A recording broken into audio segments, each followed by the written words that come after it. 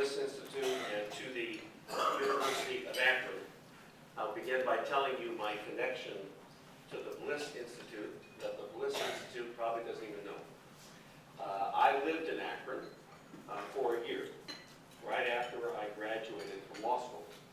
That's because I was a law clerk to then federal judge Paul C. White, who was appointed a federal judge by Dwight D. Eisenhower. But the real story is that he was appointed a federal judge because of Ray Bliss. He was a disciple of Ray Bliss. Ray Bliss was his close friend, and it was highly unlikely that a very, very conservative Republican federal judge would appoint a Democrat for his law firm. But I'll never forget being interviewed by Judge White, who said to me, "I don't care whether you are a Democrat or you are a Republican. I don't care whether you are liberal, moderate, or conservative. What I care is whether you write the opinions the way I want you to write the opinions." It was a valuable lesson.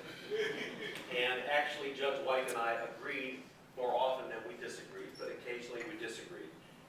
But I value that time that I lived here in Akron, clerking for that great federal judge and going down to Cincinnati regularly for our sessions. It's an honor to be with you today, and I want to talk to you about why I am running for the United States Senate. I want to talk to you today about what I've seen as I've worked and traveled Ohio for a number of years. I want to talk to you about what I've done during my private and public career. I want to talk to you about what I'll do as a United States Senator if I'm privileged to be elected and to serve. I want to talk to you about what our choices are in this election. And then finally, I want to talk to you today about what we all must do to move this state and this nation forward. I'm running for the United States Senate because I love Ohio. I have lived in this state and in Northeast Ohio for 55 years. This is my home. It will always be my home. And I love this country. And I refuse to stand by at this critical moment in the history of our country and the history of our state, when our future and our children's future literally hangs in the balance. My grandparents were immigrants from Russia who settled in the small town of New Philadelphia, Ohio. Jill knows where that is, with little more than their faith in a better future. I learned the stories of how my grandparents worked to provide a better future for their children. My father played football at a championship team at New Philadelphia High School under a coach by the name of Woody Hayes, before Woody ever went to Ohio State. He taught my father, and my father taught me the value of hard work and the importance of getting up every time you're knocked down. My grandparents started a little store in New Philadelphia. They struggled, but they earned enough to support my dad and his brother and their family. And they loved this country with all of their hearts. I'm running because I believe that we need a government that not only lives within its means, but that it invests in what matters. I'm running because we need, I think, a state and a country that not only does more with less, but also does more for those who have less.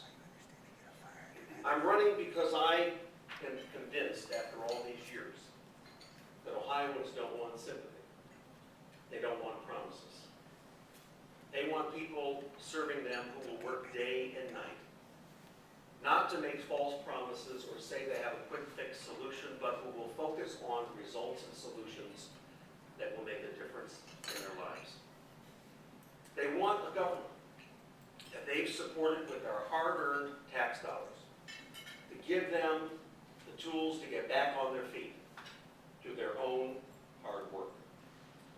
And they want to know that there'll be a safety net to ensure ensure dignity in hard times, but that there will also be an economic ladder for them to move up that ladder in the better times.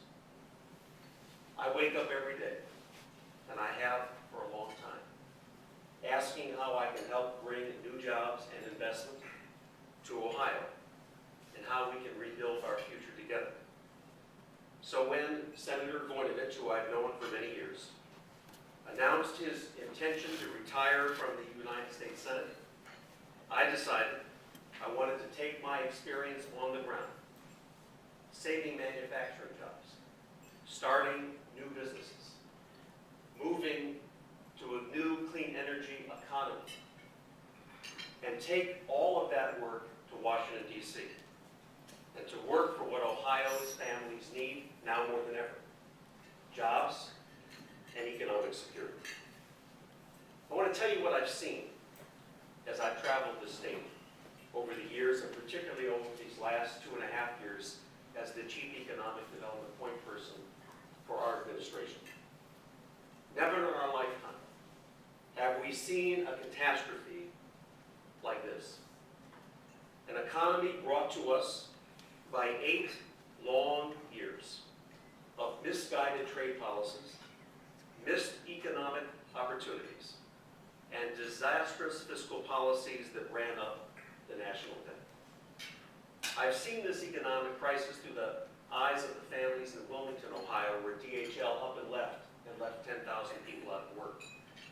I've seen this economic crisis through the eyes of men and women in Moraine and in Mansfield and in Twinsburg, where Chrysler and GM have closed plants and evicted many Ohioans from the American dream. I know their stories. I know them because I've been on the ground with them. I didn't read about them in the newspaper. I listened to them. I've fought with them. And I have fought for them. In this crisis, I think it's fair to say we have 2 choices.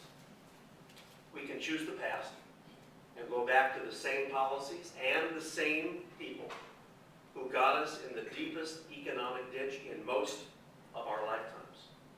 Or we can choose the future, and we can work together to build a more promising one for all our families. No surprise, I choose the future. I want to talk to you for a moment about what I've done in my public and private and nonprofit career. Because with all due respect, it's easy to talk about what you'll do, but I think it's important to back it up by what you've done.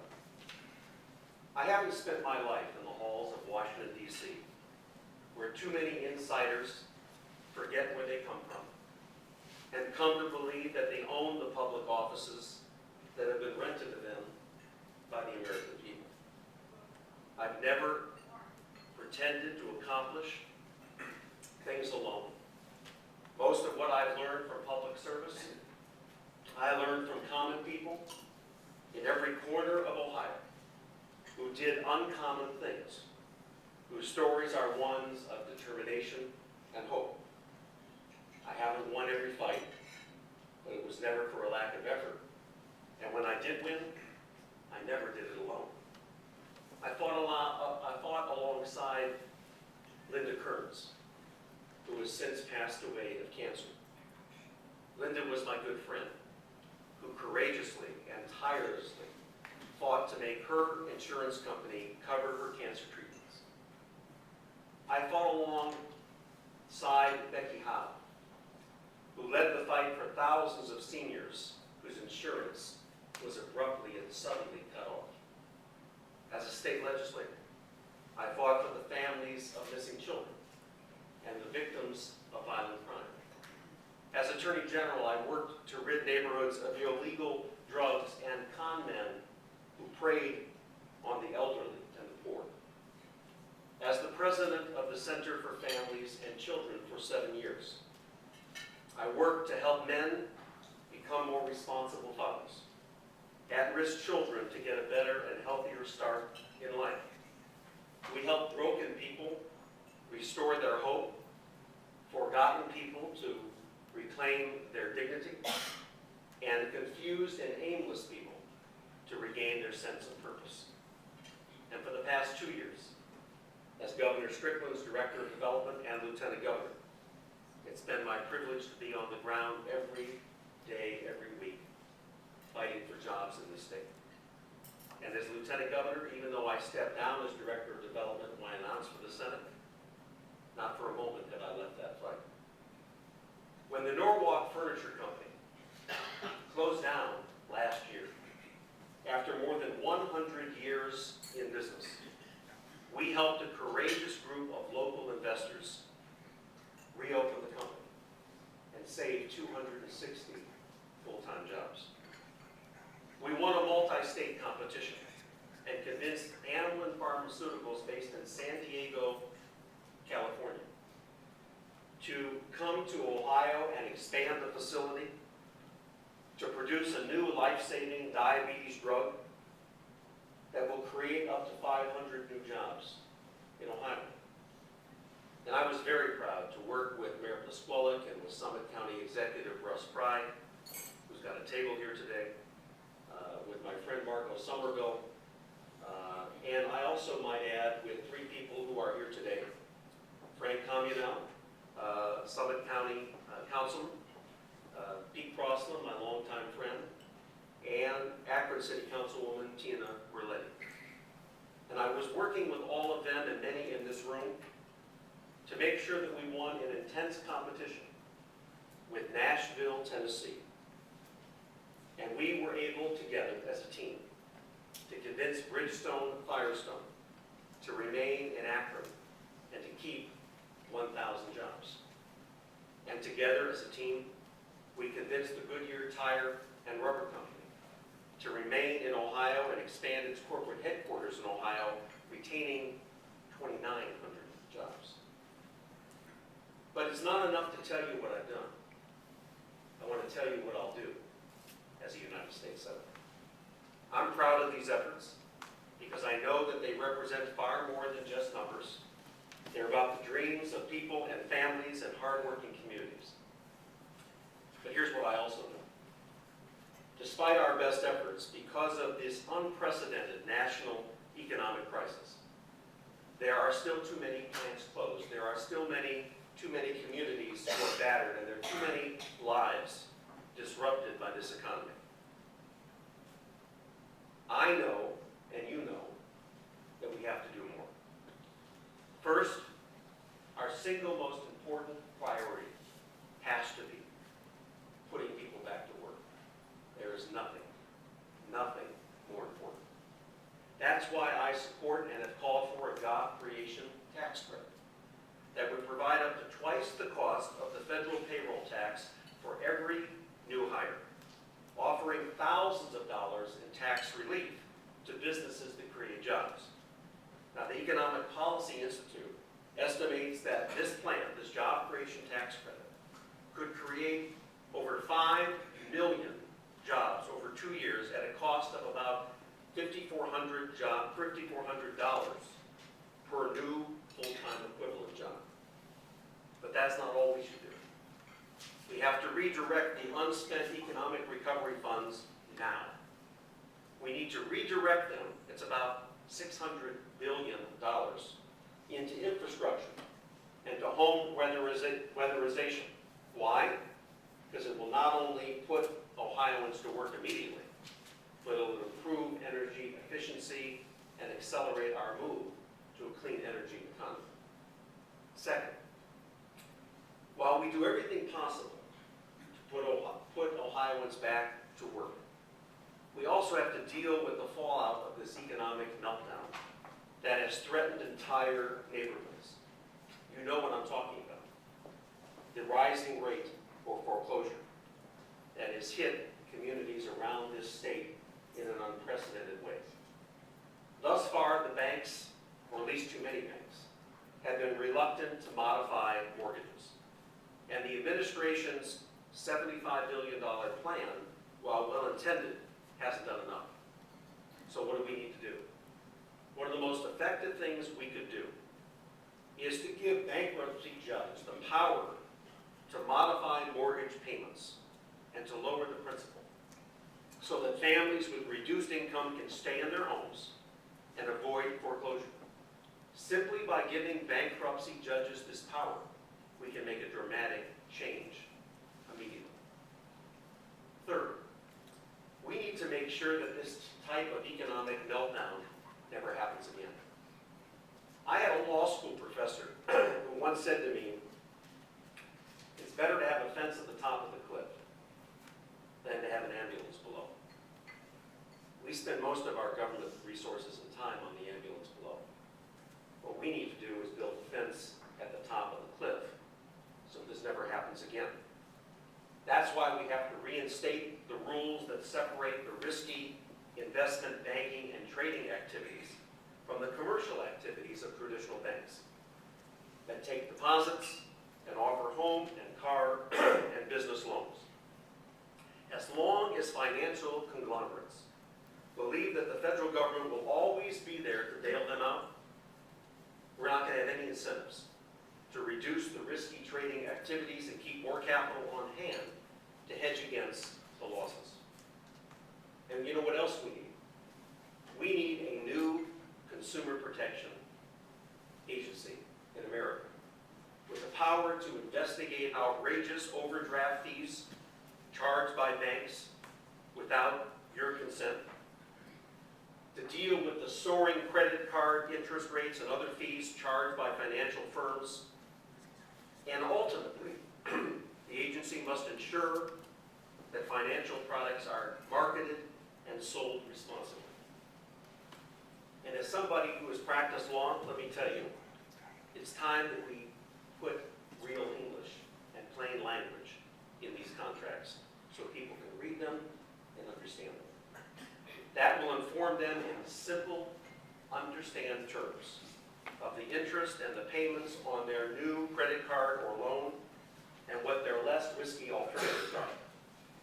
And of course, I support efforts to reform our healthcare system by controlling the exploding cost and lowering premiums, ensuring that medical decisions are not made either by insurance bureaucrats or by government bureaucrats, and making coverage affordable to all Americans, especially those who have lost their health care along with their job.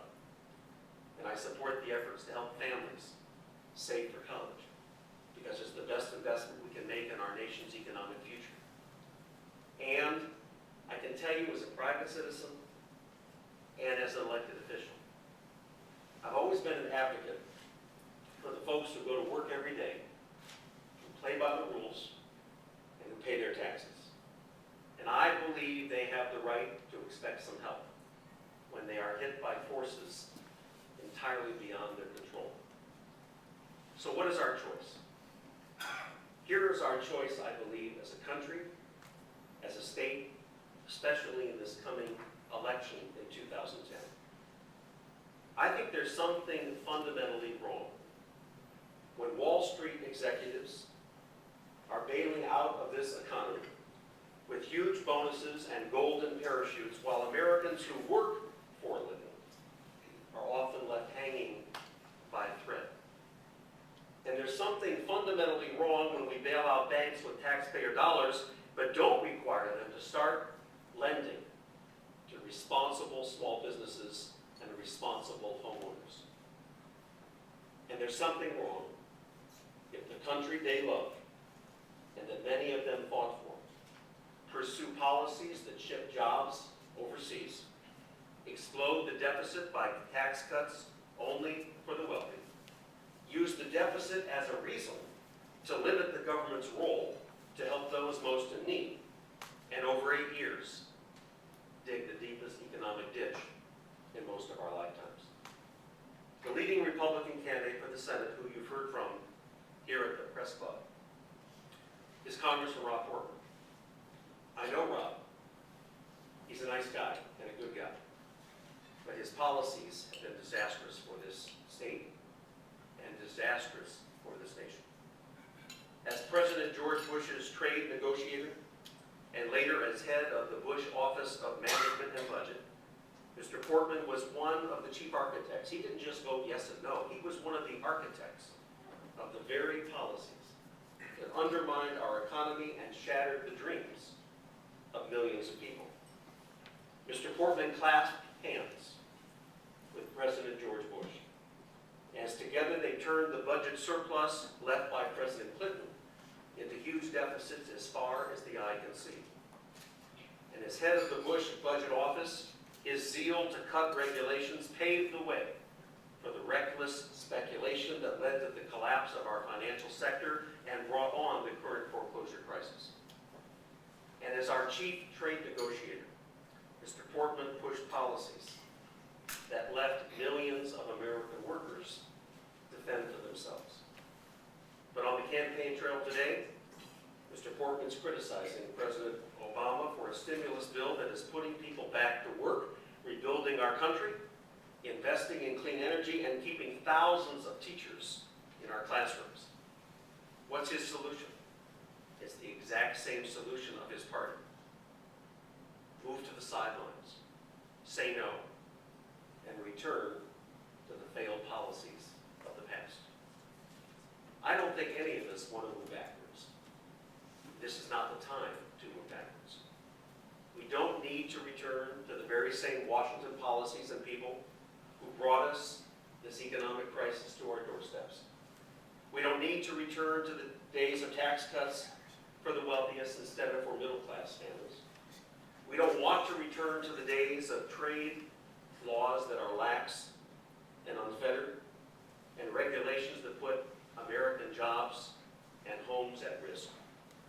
And we will not return to the days of government by, of, and for the Washington lobbyists and special interests. But the truth is that all of us have a stake in this. So I want to end by talking about what we all must do. My father-in-law, Mike Zone, was a prisoner of war in World War II. Years after he was liberated, we often wondered how he survived when younger men and stronger men and healthier men did not. One day, my wife Peggy and I found his diary, and the answer was clear. All throughout the pages of that diary were pasta recipes from a man who loved to eat but had no idea how to cook. And the stories of the 9 children that he would someday raise, and at that point he had none. He was able to see beyond the barbed wire. He was able to see beyond the cruelty of the guards. He could close his eyes and see something bigger than himself. I've always believed that the future belongs to those of us who can see it, particularly in the darkest of times. And I'm always going to carry with me the dreams of a young immigrant couple running a struggling dress shop in the small Ohio town of New Philly, and the faith in the future of a young man in a Nazi prisoner of war camp who could somehow see his future in the midst of the pain. That's what we need to do. We need to do what America has always done when facing great challenges. We need to come together as one people, with bipartisanship, with civility, with common sense, searching for common ground. And we need to reinvent ourselves. And we need to lift up the middle class. You know, the oxygen for a growing economy, it's confidence, it's optimism, and it's vision. This isn't about survival. It's about thriving. It's not about a bailout. It's about a build-up. And it's not about buying ourselves a respite. It's about investing in the future. Peggy's and my 25-year-old son, Jason, graduated from college not long ago. We sat down with him and said, "What do you want to do with your life?" And he said to us something I never in a million years would have thought to say to my mom and dad, but he was not kidding. He said, "Mom, Dad, what I want to do hasn't been invented yet." And you know, he's right. Today at the University of Akron, or the Akron private and public schools, we are educating young men and women for jobs that do not yet exist, using technologies that have not yet been invented to solve problems that the smartest people in this room don't even know is a problem. Now, I say that's a challenge, but I say it's an even bigger opportunity. The next pioneers, they're going to be the visionaries who figure out how to harness the sun's rays. They're going to be the ones who have to figure out how a battery to store the wind. They're going to be the ones who engineer the renewable fuel that won't compete with our crude supply. And you know what? They're out there now. I have no doubt about it. The country that develops the cleanest technologies is going to have the most energy security, the most national security, the most economic security, and the innovative companies and the global respect.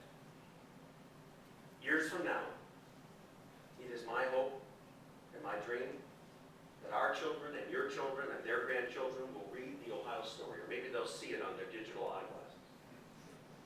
And they'll see a nation, and they'll see a state that invested in its future. Or as Wayne Gretzky used to say, instead of skating where the puck is, it skated where the puck was going. We went from steel to wind turbines. We went from glass to solar panels. We went from the tires of Akron, Ohio to polymers and advanced materials that make things lighter and stronger at the exact same time. And we went from gas-guzzling cars to hybrid and electric and fuel cell powered vehicles that spawned companies like Rolls-Royce Fuel Cells in Canton, Ohio. I can tell you that nothing worthwhile ever comes easy, and I think we all know that. But the dreams we hold and the goals we share are well worth the fight every single day. Like generations of Americans before us, we must and we will rise to the challenge. Think of it. We're the country that withstood the Great Depression. We're the ones who defeated the Nazis. We stared down the Soviets. We sent a man to the moon, and we invented the internet. And we're the state that invented the light bulb and flew the first airplane. So like you, I believe in America. I believe in Ohio, and I am an optimist. I am confident that we will get through these tough times, and if we do it right, with vision and creativity and innovation and entrepreneurship, we can even be stronger than when we went into this economic perfect storm. I believe in America, and I believe in Ohio, and I want to be a new voice in the United States Senate and fight for the kind